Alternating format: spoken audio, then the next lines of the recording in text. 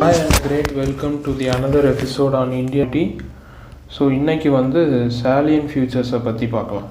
Salient Features of Indian Constitution. இந்தியாவின் அரசியல் அமைப்போட தனித்துவம் என்ன அப்படிங்கிறத பார்ப்போம். ஸோ ஃபஸ்ட்டு வீடியோவில் நம்ம வந்து ப்ரீ கான்ஸ்டிடியூஷனல் ஆக்ட்ஸை பற்றி பார்த்தோம். ஸோ சுதந்திரம் கிடைக்கிறதுக்கு முன்னாடி ஈஸ்ட் இந்தியா கம்பெனியும் பிரிட்டிஷ் கவர்மெண்ட்டும் சேர்ந்து நம்மளை ஆட்சி பண்ணுறதுக்காக என்னென்ன ஆக்ட்ஸ்லாம் யூஸ் பண்ணாங்க அப்படின்னு பார்த்தோம். And this is on first and second வீடியோவில். So on third video we have shifted to how constitution assembly has framed, எப்படி அரசியலமைப்பு சபை உண்டாக்கிச்சு, யார் என்னென்ன காரணிகள்லாம் இருந்துச்சு, எப்படி ஜெயிச்சு வந்தாங்க, அதில் வந்து என்ன ரெசல்யூஷன் பாஸ் பண்ணாங்க, அதுக்கப்புறம் என்னென்ன கமிட்டிஸ்லாம் இருந்துச்சு, அதெல்லாம் பற்றி பார்த்தோம். ஸோ இதோட கான்ஸ்டியூஷன் வந்து இப்போ ஃப்ரேம் பண்ணியாச்சு. இதோட தனி சிறப்புகள் என்ன அப்படிங்கிறத இந்த வீடியோவில் கொஞ்சம் டீட்டெயில்டாக பார்க்கலாம். So let's get started.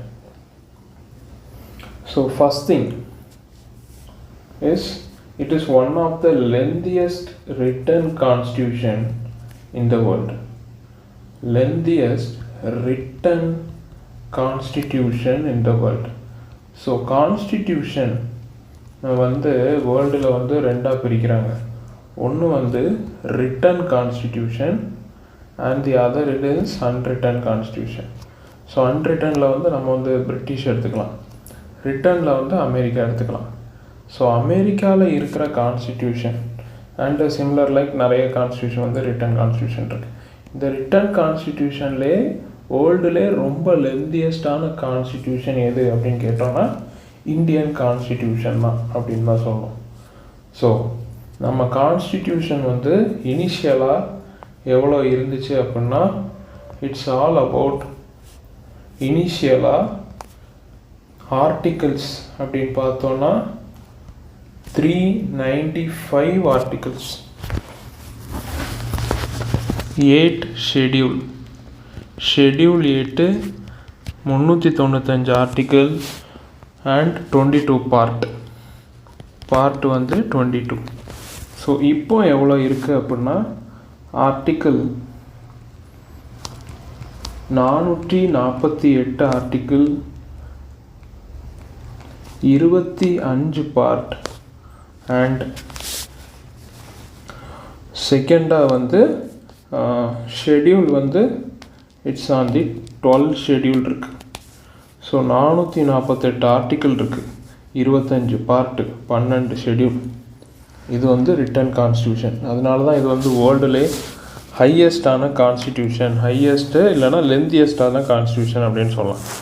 So ஏன் இதுக்குள்ள ரீசன், இதோட ரீசன் என்ன அப்படின்னு பார்த்தோன்னா first one geographical reason. Geographical ரீசன்னா இந்தியா வந்து ஒரு வாஸ்ட் கண்ட்ரி. ஸோ முன்னாடி வந்து தனித்தனி செப்ரேட் மாகாணங்களாக இருந்துச்சு.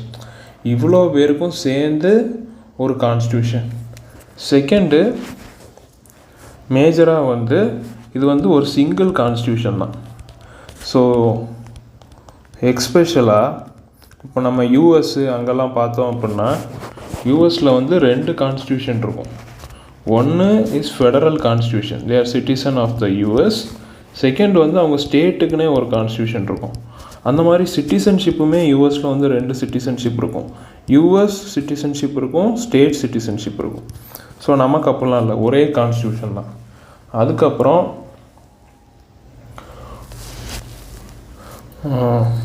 மூணாவதாக ஒரு பாயிண்ட் சொல்லணும் அப்படின்னா என்ன சொல்லலாம்னா இது வந்து கிரேட்டாக வந்து இந்தியன் ஆக்ட் ஆஃப் 1935 ரிசம்பிள் ஆகிருக்குது.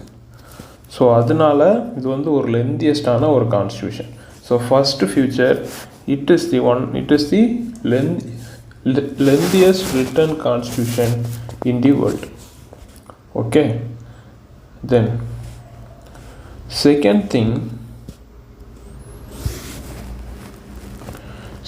thing என்னன்னா it is derived from multiple sources, multiple constitution.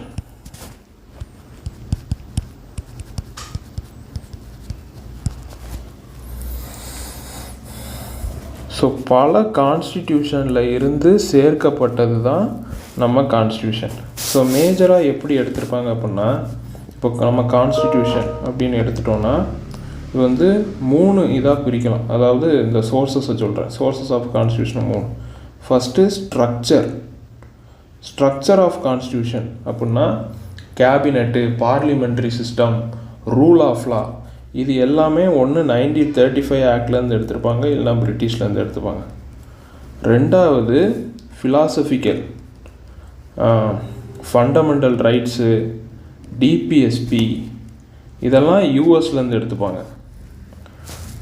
இல்லை அப்புறம் சில இது வந்து ஐரிஷு, ஆஸ்திரேலியன் கான்ஸ்டியூஷன்லேருந்து சில இது எடுத்திருக்காங்க. இது எல்லாமே நம்ம டீட்டெயிலாக பார்க்கலாம். ஸோ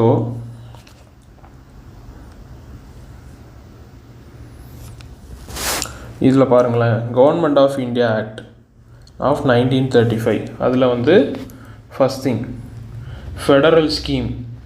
ஸோ நமக்கு வந்து யூனியன் கவர்மெண்ட் இருக்குது, ஸ்டேட் கவர்மெண்ட் இருக்குது. Federal scheme, office of governor, judiciary, public service commission, emergency provision, administrative details, இது எல்லாமே கவர்மெண்ட் ஆஃப் இந்தியா ஆக்ட்லேருந்து எடுத்துருக்காங்க. அப்புறம் பிரிட்டிஷ் கான்ஸ்டிடியூஷன்லேருந்து parliamentary government, rule of law, legislative procedure, single citizenship, cabinet system, prerogative writs. இந்த prerogative Ritz தான் நம்ம வந்து ஹேபஸ் கார்பஸ், மேண்டமஸ், அதெல்லாம் இருக்குது. ஸோ அதெல்லாம் வந்து டீட்டெயில்டாக ஃபண்டமெண்டல் ரைட்ஸ் பார்க்கும்போது டீட்டெயிலாக பார்க்கலாம். ஸோ அது பார்லிமெண்ட்ரி ப்ரிவிலேஜ் அண்ட் பைகேமரலிசம்னா அப்பர் ஹவுஸ், லோவர் ஹவுஸ்லாம் இருக்கு இல்லையா, அதுதான். ஸோ இது எல்லாமே வந்து பிரிட்டிஷ் கான்ஸ்டியூஷன்லேருந்து எடுத்திருக்காங்க. யூஎஸ் கான்ஸ்டியூஷன்லேருந்து நான் சொன்ன மாதிரி ஃபிலாசபிக்கல் ஐடியாஸ் வந்து நிறைய எடுத்திருப்பாங்க. Judicial review, fundamental rights, independence of judiciary, impeachment of president, removal of supreme court and high court judge, post of vice president, இதெல்லாம் வந்து யூஎஸ் கான்ஸ்டியூஷன். ஐரிஷில் வந்து DPSP, how about the Rajya Sabha nomination and president of election of president, இதெல்லாம் Irish constitution. Similarly so Canadian கான்ஸ்டியூஷன்லேருந்து federation with strong centre, residuary power in the centre, appointment of state government by the centre and advisory ஜூரிடிகேஷன் of the supreme court. So இதிலேருந்து மேஜராக வந்து central ஃபோக்கஸ்டாக உள்ள திங்ஸ்லாம் இதில் வந்து எடுத்திருக்காங்க. ஆஸ்திரேலியன் கான்ஸ்டிடியூஷன்லேருந்து concurrent list, freedom of trade, commerce, joint sitting of both of the parliament, இதெல்லாம் ஆஸ்திரேலியன் கான்ஸ்டிடியூஷன். வியர்மர் கான்ஸ்டியூஷன்லேருந்து suspension of fundamental right during emergency and fundamental duties, ideal of justice, socio economic political, ப்ரியாம்பிளில் include ஆனது, இது எல்லாமே Soviet constitution. Then from French கான்ஸ்டியூஷன்லேருந்து republic and ideal of liberty, fraternity, அந்த preamble அதெல்லாம் எடுத்திருக்காங்க. And South African constitution வந்து procedure for the amendment of constitution, election of Rajya Sabha, election of members of Rajya Sabha, அதெல்லாம் சவுத் ஆஃப்ரிக்கன் கான்ஸ்டியூஷன். தென் ஜாப்பனீஸ்லேருந்து procedure establish பைலாம்.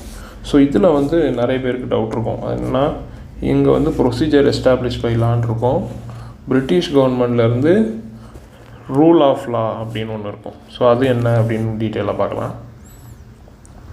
So rule of லா அப்படின்னா that is on law everyone is equal, சட்டத்திற்கு முன்பாக அனைவரும் சமம் அப்படின்னு சொல்கிறது வந்து ரூல் ஆஃப் லா. ஸோ நம்ம தப்பு பண்ணால், ஒரு சிட்டிசனாக நம்ம தப்பு பண்ணால் என்ன தண்டனையோ அதே தான் யார் தப்பு பண்ணாலும். தேர் இஸ் சம் எக்ஸப்ஷன்ஸ்லாம் இருக்குது. இப்போ வந்து கவர்னர்லாம் அரெஸ்ட் பண்ண முடியாது, பிரசிடெண்ட் அரெஸ்ட் பண்ண முடியாது அப்படின்ட்டு இருக்கோம்.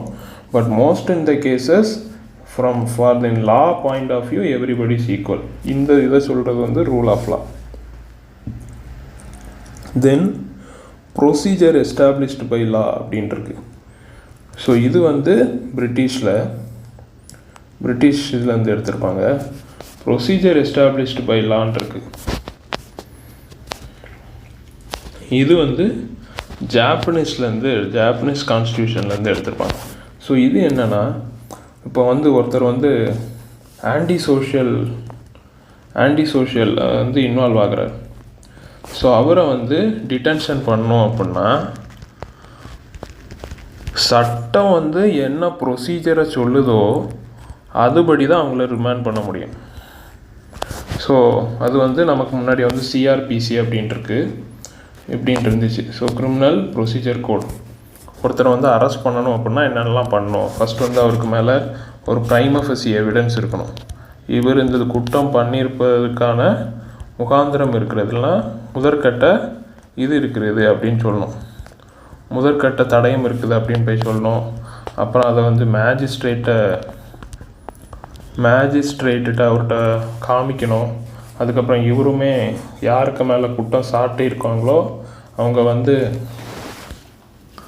அவங்க ஃபேமிலிகிட்டலாம் இன்ஃபார்ம் பண்ணுறதுக்கான இது சொல்லணும். ஸோ யாரையுமே சட்டவிரோதமாக நம்ம வந்து அடைச்சி வைக்கவே முடியாது. ஸோ இதுதான் வந்து procedure established by law and so hope you have understand this. So try to memorize this on from எந்த சோர்ஸஸ்லேருந்து எந்த ஃபியூச்சர்ஸை பாரோ பண்ணாங்க அப்படிங்கிறத வந்து பார்த்து வச்சுக்கோங்க. இது வந்து நிறைய எக்ஸாமினேஷன்ஸில் இந்த மாதிரி விஷயங்களை வந்து கேட்டிருக்காங்க. Okay, then we can move forward. அடுத்தது வந்து third point is that நம்ம constitution is a blend of rigid and also flexibility. So அப்படின்னா என்ன அப்படின்னு பார்த்தோம்னா, இப்போ வந்து அமெரிக்கன் கான்ஸ்டிடியூஷன் எடுத்துக்கிட்டோம்னு வச்சுக்கோங்களேன். சில ஃபியூச்சர்ஸு இல்லைனா அதில் ஏதாவது அமெண்ட்மெண்ட் பண்ணோம் அப்படின்னா ரொம்ப ரிஜிட், நிறைய அப்ரூவல் அதெல்லாம் தேவைப்படும். ஆனால் நமக்கு வந்து ரெண்டுமே இருக்கும், ரிஜிட் அண்ட் ஃப்ளெக்சிபிலிட்டி இருக்கும். So constitutional amendment act, amendment article, constitutional amendment, கான்ஸ்டிடியூஷனை நமக்கு தேவைக்கு ஏற்றபடி நம்ம வந்து மாற்றிக்கலாம். இதுக்கான ஆர்டிக்கிள் வந்து article 368 by which we can change the constitution. இந்த கான்ஸ்டியூஷனை சேஞ்ச் பண்ணுறதுலையே சிலது வந்து ஃப்ளெக்சிபிளாகவும் இருக்குது, சில இதில் வந்து ரிஜிடாகவும் இருக்குது. என்னெல்லாம் பார்க்கலாமா? இப்போ ஃபஸ்ட்டு சிம்பிள் மெஜாரிட்டினால் சில கான்ஸ்டியூஷனை வந்து நீங்கள் வந்து சேஞ்ச் பண்ணலாம். எக்ஸாம்பிளாக இப்போ வந்து name and boundary of state இதெல்லாம் சேஞ்ச் பண்ணோம் அப்படின்னா சிம்பிள் மெஜாரிட்டிலே பண்ணிக்கலாம். சிம்பிள் மெஜாரிட்டினா just 50% plus above, 50% above. So யார் வந்திருக்காங்களோ அதிலேருந்து பாதிக்கு மேலே உள்ளவங்க சப்போர்ட் பண்ணாங்க அப்படின்னா சிம்பிள் மெஜாரிட்டிலே நம்ம கான்ஸ்டியூஷனை வந்து சேஞ்ச் பண்ணலாம். இது ஃப்ளெக்சிபிள். ஓகே, ஸோ இப்போ இது ஆனால் வந்து ஆர்டிக்கல் 368 கீழே வராது. ஆர்டிக்கல் 368 கீழே வராது. இது வந்து அவுட்டு ஆஃப் இதில் வரும். கடைசியாக கூட வந்து ஆந்திராவை வந்து இது பண்ணாங்க. ஆந்திராவிலேருந்து தெலுங்கானா பிரிஞ்சிச்சுல, அது கூட இந்த மாதிரி பண்ணாங்க. ரெண்டாவதாக ஒன்று இருக்குது, பை ஸ்பெஷல் மெஜாரிட்டி. ஸ்பெஷல் மெஜாரிட்டியில் சிலதை வந்து நம்ம வந்து மாற்ற முடியும். அதாவது 2/3 மெம்பர்ஸோட அப்ரூவல் வேணும். அதெல்லாம் என்னென்னா, suppose you want to change the fundamental rights, fundamental duties, then DPSP, directive principle of state policy, இதெல்லாம் சேஞ்ச் பண்ணோம் அப்படின்னா we need a special majority. So இன்னொன்றும் இருக்குது, ஸ்பெஷல் மெஜாரிட்டியும் வேணும் அண்ட் half ஆஃப் த ஸ்டேட்டோட அப்ரூவலும் வேணும். அதெல்லாம் எதுக்குன்னா, இந்த union list, state list, concurrent list, இதில் ஏதாவது சேஞ்சஸ் கொண்டு வரணும் அப்படின்னா இந்த மெஜாரிட்டி வேணும். ஸோ இதுலேருந்து இது வந்து ஈஸியாக பண்ணலாம். இது ரெண்டுமே ரிஜிடாக இருக்குது. So from this we can came to a conclusion that our constitution is a blend of both rigid and flexible. Okay, so fourth point, that is federal system with unitary bias. Federal system with unitary bias அப்படின்னா என்ன அப்படின்னு பார்த்தோம். So நம்ம constitution வந்து மேஜராக 3 system இருக்குது. ஆனால் மேஜராக சொல்கிறது வந்து 2. ஒன்று வந்து சென்டர் அண்ட் ஸ்டேட். ஸோ நம்ம கான்ஸ்டியூஷனில் வந்து இன்னொரு இது வந்து ரொம்ப ட்ரிக்காக பயன் பண்ணியிருப்பாங்க. நம்ம கான்ஸ்டியூஷன் வந்து ஃபெடரேஷன் அப்படிங்கிற வார்த்தை இருக்காது. ஃபெடரேஷனுக்கு பதிலாக யூனியன் ஆஃப் ஸ்டேட் அப்படின்னு இருக்கும். யூனியன் ஆஃப் ஸ்டேட் அப்படின்னு இருக்கும். ஸோ நமக்கு என்ன தான் வந்து ஃபெடரல் ஸ்ட்ரக்சரை சொல்கிறது மாதிரி concurrent list, state list, union list, அப்புறம் சீஃப் மினிஸ்டர், லெஜிஸ்லேட்டிவ், இது எல்லாமே ஒரு குறிப்பிட்ட ஒரு ஸ்டேட்டோட அட்டானமியை ப்ரூவ் பண்ணுறது, இல்லைனா அதோட லெஜிஸ்லேட்டிவ் பவரை ப்ரூவ் பண்ணுற மாதிரி இருந்தாலும் மெஜாரிட்டியான சிஸ்டம் வந்து சென்டரை ரிலே பண்ணி தான் இருக்கும். எக்ஸாம்பிள் வந்து நமக்கு வந்து சிங்கிள் சிட்டிசன்ஷிப் தான். ஸோ சிட்டிசன் ஆஃப் இந்தியா மட்டும்தான். அதே மாதிரி சிங்கிள் கான்ஸ்டிடியூஷன் தான். அதே மாதிரி இந்த கன்கரண்ட் லிஸ்ட்டு, ரெசிடியல் லிஸ்ட்டுன்னு இருக்குது. அது வந்து யூனியனில் தான் இருக்கும். யூனியனில் தான் ரெசிடியல் லிஸ்ட்டும் இருக்கும். இந்த 3லேயுமே வராதது வந்து யூனியனில் தான் இருக்கும். அந்த மாதிரி எமர்ஜென்சி ப்ரொவிஷன்ஸ்ன்னு இருக்குது. ஏதாவது எமர்ஜென்சி அப்படின்னா கம்ப்ளீட்டாக எல்லாமே வந்து சென்டருக்கு வந்து ட்ரான்ஸ்ஃபர் ஆகிடும். ஸோ இதே மாதிரி இருக்கிறதுனால வந்து ஃபெடரல் தான். ஸோ இந்த பாயிண்ட்டுக்கு வருவோம். ஃபெடரேஷன் அப்படிங்கிற வேர்டுக்கு பதிலாக யூனியன் ஆஃப் ஸ்டேட் அப்படின்னு சொல்கிறாங்க.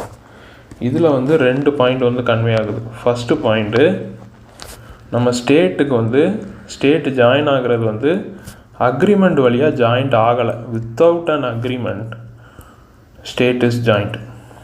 State is in the union of India. ரெண்டாவது, no state has a power to cede from the Union of India. So எந்த ஒரு ஸ்டேட்டுமே இந்தியாவில் இருக்கிற ஸ்டேட்டு தனியாக பிரிஞ்சு போக முடியாது. can't cede from the constitution of from the Union of India. So இதுதான் federal system with unitary bias. இதை வந்து குவாசி ஃபெடரல் அப்படின்னு சொல்லுவாங்க. It's also called as quasi federal இதுன்னு சொல்லுவாங்க. Okay, this is the one. Fifth one, parliamentary form of government. Parliamentary form of government. So parliamentary அப்படின்னா என்ன? Representative system of governance. அப்படின்னா என்ன? இப்போ நம்ம வந்து எம்பி செலக்ட் பண்ணுறோம். எம்பி வந்து பார்லிமெண்ட்டில் நம்மளை வந்து ரெப்ரசன்ட் பண்ணுறாங்க. சிமிலர்லி எம்எல்ஏ அவங்க வந்து ஸ்டேட் லெஜிஸ்லேஷனில் நம்மளை வந்து ரெப்ரசன்ட் பண்ணுறாங்க. ஸோ எல்லோரும் போய் பார்லிமெண்ட்டில் பேச முடியாது அப்படிங்கிறதுக்காக ஒரு எம்பியை நம்ம பார்லிமெண்ட்டுக்கு அனுப்புகிறோம். அண்ட் எம்எல்ஏயை எல்லோரும் போய் ஸ்டேட் லெஜிஸ்லேட்டிவ் அசம்பிளியில் பேச முடியாதுக்காக ஒரு எம்எல்ஏ வந்து நம்ம வந்து ஸ்டேட் லெஜிஸ்லேஷனுக்கு அனுப்புகிறோம். இந்த எம்பியோட மேக்ஸிமம் சப்போர்ட் யாருக்கு இருக்குதோ அவங்க தான் ப்ரைம் மினிஸ்டர். ஸோ இந்த ப்ரைம் மினிஸ்டர்கிட்ட தான் ரியல் எக்ஸிக்யூட்டிவ், இவங்க தான் வந்து ரியல் எக்ஸிக்யூட்டிவ். இந்த ப்ரைம் மினிஸ்டர்ஸ் தான் வந்து கேபினட் மினிஸ்டர்ஸையும் அப்பாயின்மெண்ட் பண்ணுவாங்க. So the real power vest in the cabinet ministers headed by the prime minister. So similarly ஸ்டேட்டில் வந்து real power headed in the Council of Ministers headed by the Chief Minister. So இவங்கள்ட்ட தான் வந்து real executive இருக்குது, real power இருக்குது. So real அப்படின்னா nominal executive அப்படின்னு ஒன்று இருக்கும்ல. ஸோ அது யார் அப்படின்னு பார்த்தோன்னா, இன் centre we have president and in state we have governor. Okay, so என்னதான் இதில் இன்னொரு முக்கியமான பாயிண்ட் என்னதான் நம்ம பிரிட்டிஷ் பார்லிமெண்ட்டில் இருந்து நம்ம வந்து நிறைய சோர்ஸஸ் எடுத்தாலும் இந்தியாவுக்கு தகுந்த மாதிரி அது பிளெண்ட் ஆகிருக்கு. எக்ஸாம்பிளாக பிரிட்டிஷில் வந்து இந்த பிரசிடெண்ட் வந்து இட்ஸ் அ மொனார்க்கின்னு சொல்கிறத விட அது வந்து ராஜாவோட ஃபேமிலியிலேருந்து தான் இருக்கும். ஸோ சார்ல்ஸ், விக்டோரியா, குயின்னு அந்த குயினோட ஃபேமிலியிலேருந்து தான் இருக்கும். இது வந்து பண்ண முடியாது. ஆனால் நமக்கு வந்து பிரசிடெண்ட் வந்து election. So governor is nominated by the president.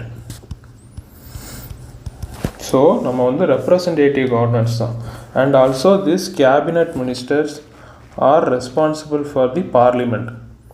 So இவங்க வந்து மினிஸ்டராக இருக்கணும் அப்படின்னா மெஜாரிட்டிக்கு ஜாஸ்தியாக ஒருத்தர் வந்து இந்த பிரைம் மினிஸ்டர்ஸையும் இந்த கேபினட் மினிஸ்டர்ஸையுமே சப்போர்ட் பண்ணணும். அப்படி சப்போர்ட் பண்ணால் தான் கவர்மெண்ட் வந்து ஸ்டேபிளாக இருக்கும். So as long as the PM and the cabinet ministers enjoys the majority in the parliament, the government will be stable. Similar case for the state legislature also. So நமக்கு மேஜராக இதான் வந்து parliamentary பிரதிநிதித்துவ அடிப்படையில் நம்ம வந்து நாட்டை வந்து நிர்வகிக்கிறோம்.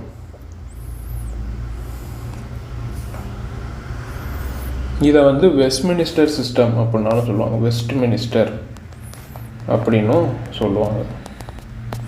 Okay, so next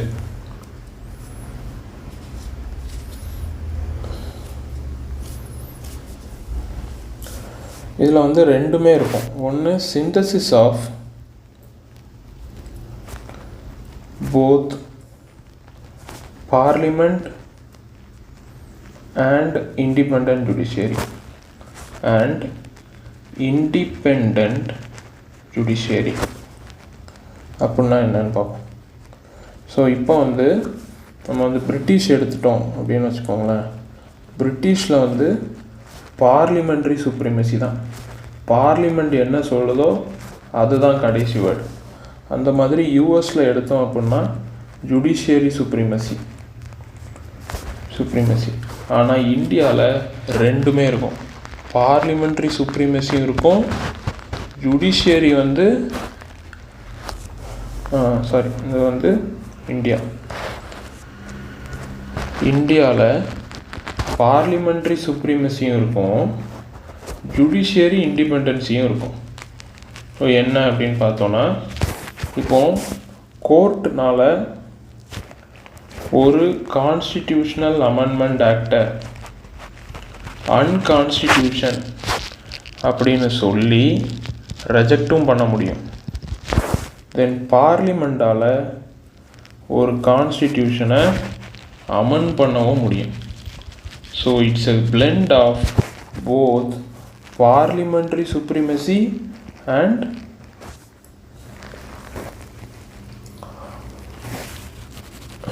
judiciary independency. So ரெண்டுமே நம்ம நாட்டில் இருக்கு. அதுக்கப்புறம் 7வது பாயிண்ட் வந்து integrated and independent ஜுடிஷியரி அப்படின்னு சொல்லுவாங்க.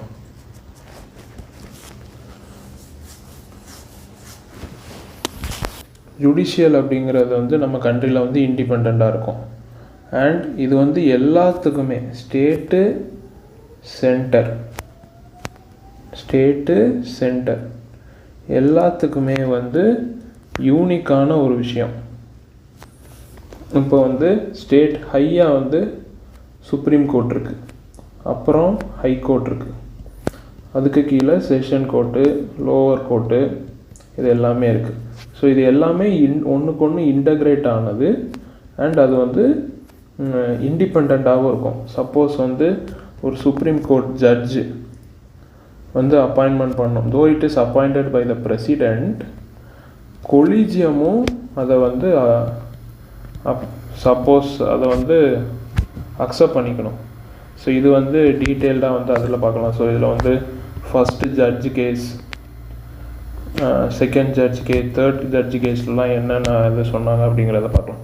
So as of now just remember that our கண்ட்ரியில் வந்து ஒரே மாதிரியான கோர்ட்டு தான். இப்போ வந்து யூஎஸில் தான் எடுத்துட்டோன்னா ஃபெடரலில் வந்து ஃபெடரல் கோர்ட்டை பார்க்கும். யூனியன் கவர்மெண்ட் லிஸ்ட் இருக்கு இல்லையா, அந்த லிஸ்ட்டில் உள்ளதெல்லாம் ஃபெடரல் கோர்ட்டு பார்க்கும்.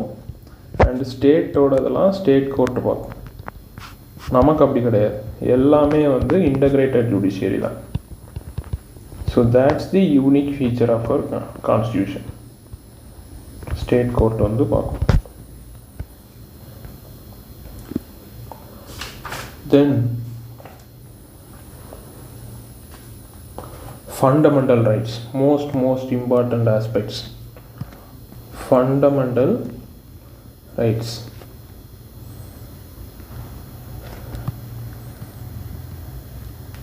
ஸோ நமக்கு வந்து அடிப்படை உரிமைகள் அப்படின்னு நம்ம கான்ஸ்டியூஷனில் வந்து இருக்குது. That is right of equality, right of freedom,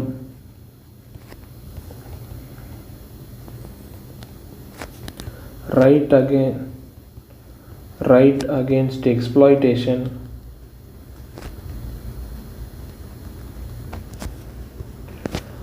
right of religion minority, right of religion, then right of minorities, அப்புறம் வந்து கான்ஸ்டியூஷனல் ரெமிடி. இந்த கான்ஸ்டியூஷனல் ரெமிடி தான் கான்ஸ்டியூஷனல் ரெமிடி. ஸோ இந்த இந்த இந்த 5 இருக்கு இல்லையா, இதில் வந்து உங்களுக்கு வந்து ஏதாவது ஒரு வகைத்தில் உங்கள் உரிமை பாதிக்கப்படுது அப்படின்னா நீங்கள் வந்து கான்ஸ்டியூஷனல் ரெமிடிக்கு போகலாம். கான்ஸ்டியூஷனல் ரெமிடியில் வந்து ஹேபஸ் கார்பஸ் அப்படின்றது. ஸோ ஹேபஸ் கார்பஸ் வந்து இந்த ஜெய்பீம் படத்தில் கூட ஒரு ஆட்கொணர்வு மனு அப்படின்னு சொல்லுவாங்க. யாருமே உங்களை சட்ட விதமாக அடிக்க முடியாது. அந்த மாதிரி மேண்டமஸ் இருக்குது, சென்ட்ரரி அப்படின்னு ஒன்று இருக்குது, அந்த மாதிரி ப்ரொஹிபிஷன் அப்படின்னு ஒன்று இருக்குது. ஸோ இது எல்லாம் என்னென்ன அப்படிங்கிறத டீட்டெயில்ஸ் ஆஃப் ஃபண்டமெண்டல் ரைட்ஸ் வரும்போது டீட்டெயில்ஸாக பார்க்கலாம். ஸோ ஜஸ்ட் இது வந்து ஆர்டிக்கிள் 32 படி this R the given. So உங்களுக்கு ஏதாவது இதில் வந்து ரைட்ஸில் வந்து ஏதாவது எக்ஸ்ப்ளாய்டேஷன் நடந்துருச்சு அப்படின்னா you can directly move to supreme court or high court. So டைரெக்டாக வந்து மூவ் பண்ணலாம். இவங்க தான் வந்து safeguard of the constitution. Especially supreme court is the safeguard of the fundamental rights of the constitution. இதை வந்து அம்பேத்கர் வந்து மேக்னா கார்ட்டா அப்படின்னு சொல்லுவாங்க. மேக்னா கார்ட்டா ஆஃப் இந்தியன் கான்ஸ்டியூஷன் அப்படின்னு சொல்லுவாங்க. The fundamental rights. So this is the unique feature on it. Fundamental duties. So fundamental rights இருக்கிற மாதிரி ஃபண்டமெண்டல் டியூட்டிஸ்னும் ஒன்று இருக்குது. இது வந்து நம்ம கான்ஸ்டிடியூஷனில் 42nd கான்ஸ்டியூஷனல் அமெண்ட்மெண்ட் ஆக்ட் படி இதை வந்து கொண்டு வந்தாங்க. ஸோ இது வந்து ஆர்டிக்கல்னு பார்த்தோம் அப்படின்னா 51A. ஸோ வந்து நம்ம வந்து கான்ஸ்டியூஷனல் ரைட் இருக்கிற மாதிரி நமக்கு ஃபண்டமெண்டல் ரைட்ஸ் இருக்கிற மாதிரி நமக்கு வந்து ஃபண்டமெண்டல் டியூட்டிஸும் இருக்குது. So we have to maintain the integrity and we have to be scientific temper. Fundamental டியூட்டிஸே ஒரு செப்பரேட்டான topic, we can discuss it. So fundamental டியூட்டிஸும் நமக்கு இருக்குது. It is provided on the 42nd constitutional amendment act article 51 clause ஏல வந்து இதை வந்து டீட்டெயில்டாக சொல்லியிருக்காங்க. So this is the other unique features of the Indian Constitution. So அப்புறம்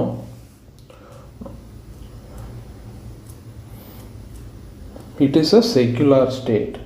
So secular state அப்படின்னு சொல்கிறாங்க. அப்படின்னா என்ன, மத சார்பற்ற நாடு தான் இந்தியா. ஸோ செக்குலர் அப்படிங்கிற வார்த்தையே கான்ஸ்டியூஷன், செக்குலர் அப்படிங்கிற வார்த்தை இருக்கு இல்லையா, இதுவே 42nd கான்ஸ்டியூஷனல் அமெண்ட்மெண்ட் ஆக்டில் தான் கொண்டு வந்தாங்க. இந்த செக்குலருங்கிற வார்த்தை கான்ஸ்டியூஷனல் அமெண்ட்மெண்ட் ஆக்ட் தான் கொண்டு வந்தாங்க. பட் கான்ஸ்டியூஷனலில் ப்ரிவேல்ஸாகவே இந்த செக்குலருங்கிறது இருந்துச்சு. எக்ஸாம்பிளாக ஆர்டிக்கிள் 14 அப்படின்னு எடுத்துட்டோம்னா right of equality. Then article 15 எடுத்துட்டோம் அப்படின்னா யூ ஷுட் நாட் டிஸ்கிரிமினேட். ஒருத்தரை வந்து எந்த ஒரு விஷயத்தை டிஸ்கிரிமினேட் பண்ணக்கூடாது, ரிலீஜனுக்காக டிஸ்கிரிமினேட் பண்ணக்கூடாது. அந்த மாதிரி ஆர்டிக்கிள் 16 எல்லாருக்குமேயான ஈக்குவலான கான்ஸ்டிடியூஷன், ஈக்குவலான ஆப்பர்ச்சுனிட்டி கொடுக்கணும் ஜாப்லலாம், மதத்தை வச்சு பிரிக்கக்கூடாது. அந்த மாதிரி ஆர்டிக்கிள் 25 ஒரு மதத்தை வந்து can profess, practice and propagate. Practice and propagate அப்படின்னா என்ன? நீங்கள் நினைக்கிற மாதிரி உங்கள் தெய்வங்களை நீங்கள் வடிவமைக்க முடியும், நீங்கள் ப்ராக்டிஸ் பண்ண முடியும், அதை வந்து ப்ரொப்பகேட்டும் பண்ண முடியும். ஆனால் ப்ரொப்பகேஷனில் வந்து ஃபோர்ஸ்ஃபுல் கன்வர்ஷன் வராது. But you have the right to spread your belief to others. So அது வந்து இருக்குது. ஸோ இந்த செக்குலர் இதுலேயே வந்து 2 விஷயங்கள் வந்து இருக்குது. ஒன்று வந்து negative side of secularism, that is இது வந்து பிரிட்டிஷில் இருக்குது. அப்படின்னா என்னென்னா, மத சார்பற்ற நாடுனா பாலிட்டிக்ஸுக்கும் ரிலீஜனுக்கும் சம்மந்தமே இல்லை அப்படின்னு சொல்கிறது வந்து நெகட்டிவ் சைட். நமக்கு வந்து பாசிட்டிவ் சைட். பாசிட்டிவ் சைட்னா என்னென்னா, we will respect multi religion.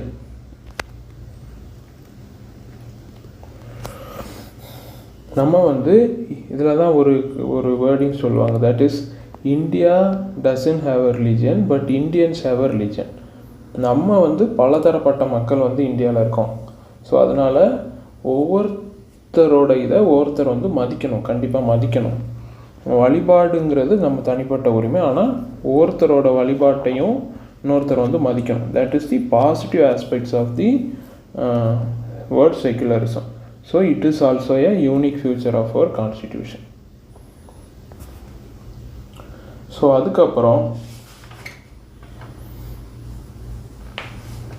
Adult franchise. அதுக்கப்புறம் அடல்ட் ஃப்ரான்ச்சைஸ் அப்படின்னா என்ன? 18 வயசுக்கு மேலே வந்த யாருமே ஓட் பண்ணலாம். ஸோ இனிஷியலாக இது வந்து 21 இருந்துச்சு. 21 இருந்து 18க்கு வந்து எந்த கான்ஸ்டியூஷனில் வந்துச்சு அப்படின்னா 61 கான்ஸ்டிடியூஷனல் அமெண்ட்மெண்ட் ஆக்ட் படி தான் இந்த ஏஜ் ரிடக்ஷன் வந்து கம்மி பண்ணாங்க. ஸோ பழைய ஏரியாவில் வந்து இதெல்லாம் வந்து ரொம்ப போராடி கிடச்சது, ஆனால் நமக்கு வந்து கான்ஸ்டியூஷனே கொடுத்துருக்கு. So next thing is that மேஜராக பார்க்க வேண்டியது வந்து emergency provision. I have already pinpoint on it. Emergency provision அதாவது அவசர நிலை சட்டம். இதில் வந்து 3 இருக்குது. ஒன்று வந்து நேஷ்னல் எமர்ஜென்சி,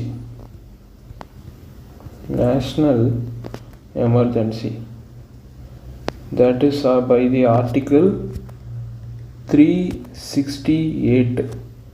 அதே மாதிரி ஸ்டேட் எமர்ஜென்சி இருக்குது.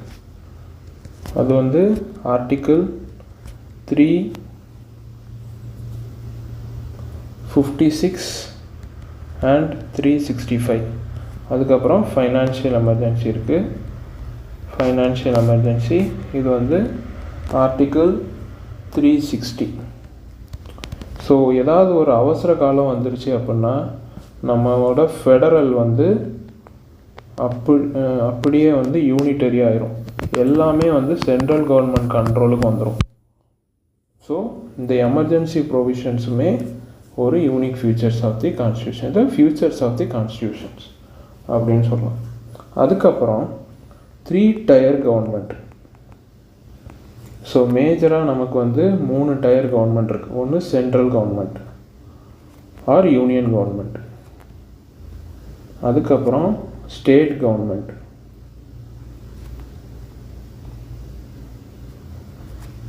அதுக்கப்புறம் லோக்கல் கவர்மெண்ட். இந்த லோக்கல் கவர்மெண்ட்டுக்காக தான் இந்த லோக்கல் கவர்மெண்ட் வந்து it's already is actually patted by the constitutional amendment act of 73 and 74. So இதுதான் வந்து இந்த 73 படி தான் பஞ்சாயத்தோட அதிகாரம் அண்டு 74 படி தான் முனிசிபாலிட்டியோட அதிகாரம். இது எல்லாமே கொண்டு வந்தாங்க. இதெல்லாம் வந்து டீசென்ட்ரலைஸ் பண்ணுறதுக்காக கொண்டு வந்த ஒரு சிச்சுவேஷன். ஸோ பீப்புளை வந்து கவர்மெண்ட் கூட இன்வால்வ் பண்ணணும் அப்படிங்கிறதுக்காக கொண்டு வந்த ப்ரொவிஷன். ஸோ மேலே சென்ட்ரல் கவர்மெண்ட் இருக்குது, அதுக்கப்புறம் ஸ்டேட் கவர்மெண்ட் இருக்குது, அப்புறம் லோக்கல் கவர்மெண்ட் இருக்குது. ஓகே, தென் வந்து cooperative society. So this is the last cooperative society அப்படின்ட்டுருக்கு. கோஆப்ரேட்டிவ் சொசைட்டினா நிறைய பேர் வந்து சேர்ந்து ஒரு விஷயத்த வந்து பண்ணலாம். அதுக்கு வந்து கான்ஸ்டியூஷனில் ப்ரொவிஷன்ஸும் இருக்குது. எக்ஸாம்பிளாக பார்த்தீங்க அப்படின்னா இப்போ article 19 has the right to form cooperative society அப்படின்ட்டுருக்கு. தென் இதுபடி நீங்கள் வந்து எக்கனாமிக்கல் ஆக்டிவிட்டி, எஜுகேஷன், ட்ரேடிங் இது எல்லாமே பண்ணலாம். ஸோ அதுக்குமே வந்து கான்ஸ்டியூஷனில் வந்து ப்ரொவிஷன்ஸ் இருக்குது. இது வந்து கொண்டு வந்தது வந்து 97th கான்ஸ்டியூஷனல் அமெண்ட்மெண்ட் ஆக்ட் படி தான் இந்த கோஆப்ரேட்டிவ் சொசைட்டிக்கான அதிகாரம் வந்து கொண்டு வருவாங்க. So these are the some of the notable salient features of the Indian Constitution. So hope you have enjoyed this video. In next video we will see about the preamble of the Constitution. And so thanks for watching this video. Then stay tuned with Scratch for further update. Thank you and Jai Hind.